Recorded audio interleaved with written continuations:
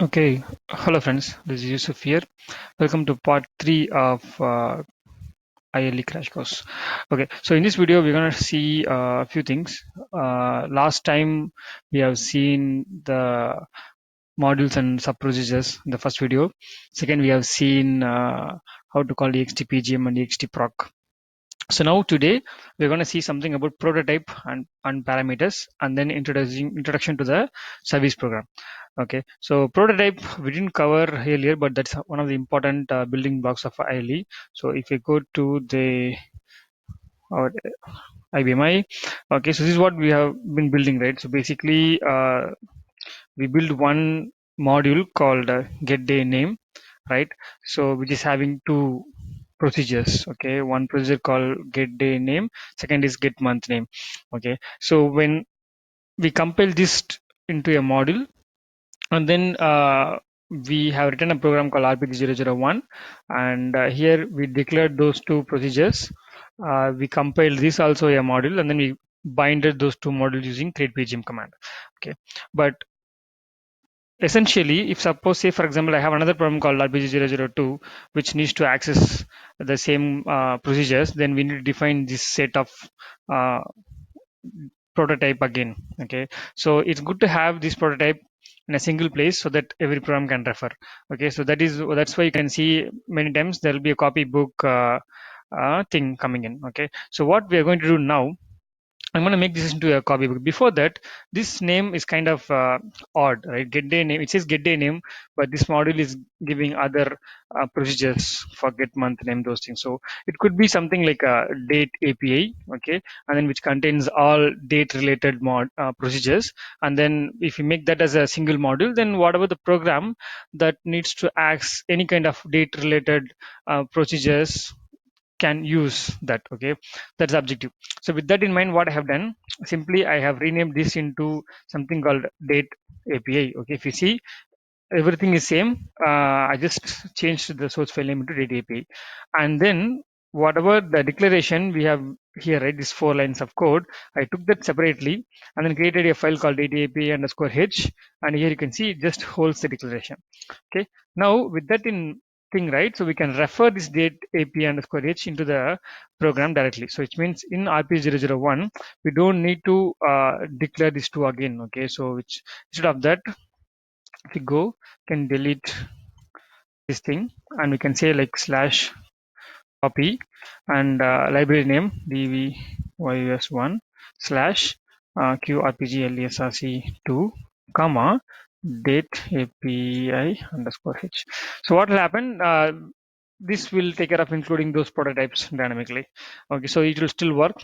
And if at all we have another program which is going to use the procedures, then we can include this copybook. And if any change needed, then we'll do change only in this particular header specification, not the other programs. Okay, so that's first thing. But apart from that, what is the benefit of prototype and parameter passing? Okay, so if you see here, I have listed down few. Okay, so if you remember traditionally how RPGLE passing parameters is like passed by reference or passed by address.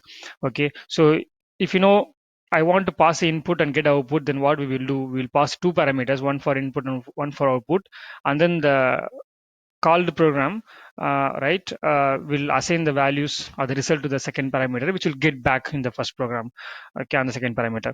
But with ILE, we can do more stuffs like passing parameter by value, okay, and then we can use a const keyword, and then we can do optional parameters and those things. So in this video, we are going to do this example for these first two things, and for the remaining two, I already made two separate videos. I will give the link in the description, and I also add the link in the playlist for the reference. Okay, so let's try to understand what is parameter checking and pass by value. So what we are going to do, pass by value, right? Sorry, parameter checking. So assume this is a program which is going to call our module rp001. Okay, and here we define, okay, assume, let's come out of this, let's check this one.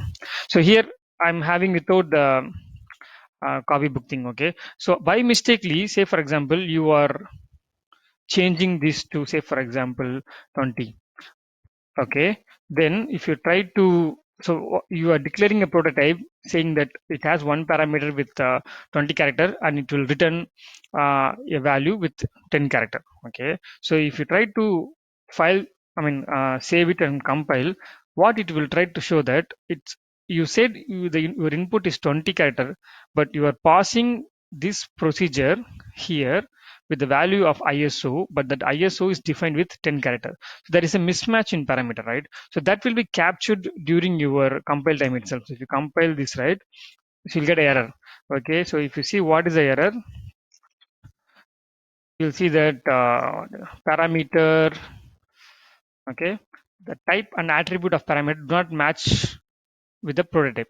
Okay, so this is one good thing. So but if in case of traditional way with the non-ILE, it will not check for these kind of validations. Okay, this is one handy thing. And pass by value is another good thing. So say for example, as I said, when you're passing, by default it's passed by address, right? So if you accidentally change some value, so say for example, here in RPG001, okay, take 1b for a good example. So here we have defined everything. Let's change it to 10. Okay, basically what we are doing here, we are passing a value and trying to get a result. Our intention is to not to change this date. Okay, we need to get only the output. What will happen if I try to change this value in the procedure? Okay, that's what we are trying to go, we are going to do. Okay, so let it be the same. I'm not going to change this RPG01b. I'm going to this get day name procedure. Okay, and here I'm saying the first procedure will be pass by value. Okay, which means when the program calls this procedure, only the value will be passed. Okay, now even though when I say pass by value, I'm trying to change that ISO date 1 equal to some value. Okay, so this variable belongs to this procedure. Okay, and this variable is coming as a parameter, but I'm trying to change it. Okay, let's see what happens. And similarly on the second procedure, which is a get month name, I'm going to do the same, but here I'm not going to specify that it's a pass by value. Okay, so ISO date 1 equal to test 1. Okay, so now what we have done, we are trying to change the parameter in both the procedure, which is actually input parameter. But for the first procedure, we said it's a pass by value, but the second parameter we didn't give anything. Okay, so let's file. So 15 to compile as a module. Okay, now 15. We have two modules now. So create PGM or PG001B, right? And I'm going to RPG001B DUIS1 and get day name DUIS1. So here we are going to bind two modules into a program called RPG001B. Okay, so created. So if you call RPG, okay, better I will do a debug. 15. Sorry.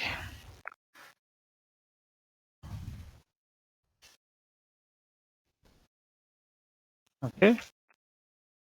Okay. Some time in this pub 400. I don't know why, but let's wait for it. Okay, so what we are going to do now is we are going to debug this 1B program, which is going to call two procedures. In both the procedures, we are going to change the input parameter value, but one procedure we said that it's pass by value, the other procedure we didn't say anything. Okay, so fine. So let's call RPG001B. So first we are setting the date parameter to the proper date. Okay, then I'm executing the first procedure. Now we got the result here. Uh, uh-huh. Let's find this way. Okay, fine. Okay, we'll look into this later. But here you see at this portion the date didn't change, but here the date changed. Okay, let's see why that happened. Table, so get day name, return day name 1.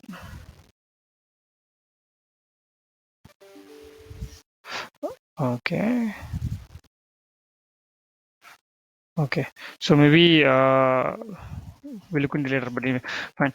So the idea behind is actually I'm not going to leave it. Let's basically we'll do a source debug here also. Okay, and let's do a debug here also, and let's try to create PGM with get day name. Okay, strdbg rpg01b.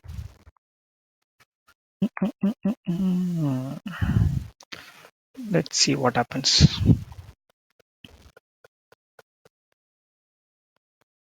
I don't know why it takes so much time. Okay, call rpg001b. Yes, now what I'm going to do, I'm going to press Shift F10, so I go into the procedure, okay, and I see it's getting executed, and now I see the value is not here. Oh, maybe the EV ISO date one. Okay, now it's already renamed to test. Okay, we'll see this. Maybe the parameter is wrong or what? 2019 110. It's correct only. Okay, we'll look into that later. Okay, so anyway, the idea is here this ISO value is not changed, right? But here, if you go to the get month name, okay, again we are getting the month name, and then we are changing the input parameter to the other thing.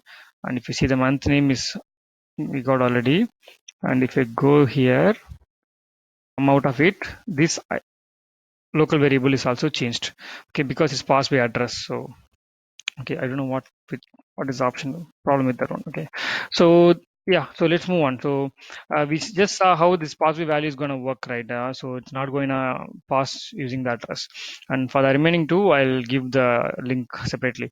Now, so here in this video we are not going to go deep into the service program. Instead of that, we are just going to create one service program and attach it to the program.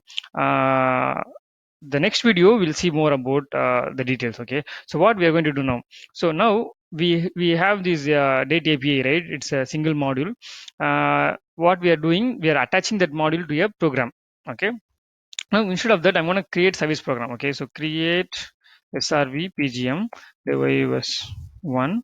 Okay, maybe srv1. Okay, it's my service program name. Therefore, so it can, a service program can contain one or more modules into it. Okay, you can bind one or more modules into the service program. Okay, now I'm going to bind which module, so date API. Okay, which in my library, right? And one module can contain many procedures. So what procedures you are going to export, right? So this sub procedure is going to export what procedures. If you want to export all procedure, you can use star all here. If not, you can have a separate file, a source file, which contains which procedures are going to be exported. So those concepts we are going to see in next video. So till now, as of now, I'm going to say export all. So if we create it, my service program is created in my library. So display srv pgm srv1. So this srv1 is a service program. If I go in, it is having one module called data API. If you go in, it's exporting two procedures, get day name PR and get month name. Okay, okay, cool. So next, what we are going to do, how do we use the service program? So I'm going to take this program rpg001. Okay, and because I already included the prototype and everything. Okay, and we are going to bind this program with that. So 14 15, and I'm going to compile this one. Okay, then we'll doing create pgm of bvy1 rpg001. I'm going to say, I'm not going to bind. Okay, I'm not going to say that I'm going to bind this module and that thing. Okay, instead of that, uh, I'm going F10, come down. Okay, so here I can directly give the service program. So srv1 in the yus1. Okay, now the created. So if you see call rpg001, this gives the result correctly. Okay, fine. So here we got the result. Now we are, if you compare the syntax, right? Last time we binded this module with the get day name module and created as a one program. Okay, now we are creating a program with directly with the service program binded together. Okay, so that is the difference. So here if you have like 10 different modules, okay, you don't need to create a program specifying like create pgm and specify like modules one by one here. Okay, like module 1, module 2, module 3. No, you can combine all those modules together and then have one service program, and you can give the service program in the bind service program here. Okay, so that's why you will use service program. But we have more concepts like binder language and signature violation and many things. So I'm just reading through everything. I'll be explaining those concepts in my future videos. So I think that's it for this video. I was trying to explain the importance of prototypes and parameter parsing, and as I said, I'll give the links for the other two uh, things like optional parameters and then constant keyword separately. Service program we'll see if in depth in our next video. Okay, so yeah, I hope this helps and gives you some useful information. That's it for this video. See you in the next video. Thank you. Thanks for watching.